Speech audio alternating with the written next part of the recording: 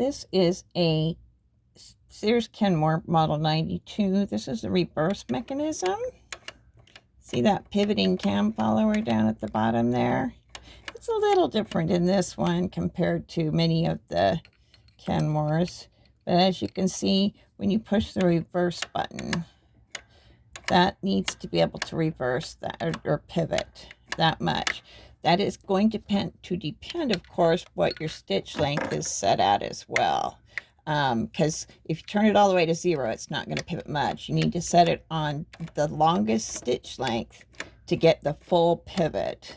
See how this is at the longest stitch length, and look how much more it pivots.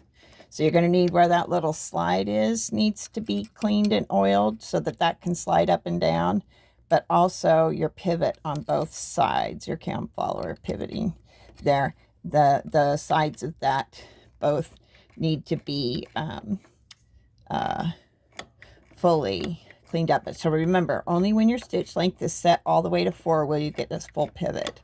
The shorter your stitch length, when you put it all the way, your reverse will not move or work at all when you have the stitch length set to 0 or buttonhole. So longest stitch length, that's the only way you're going to get the longest reverse stitch movement. But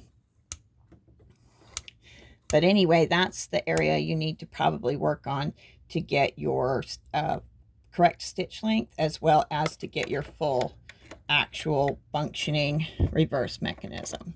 So that is in a Kenmore Model 92. I believe it's the same in the Model 90 as well. Hopefully that helps.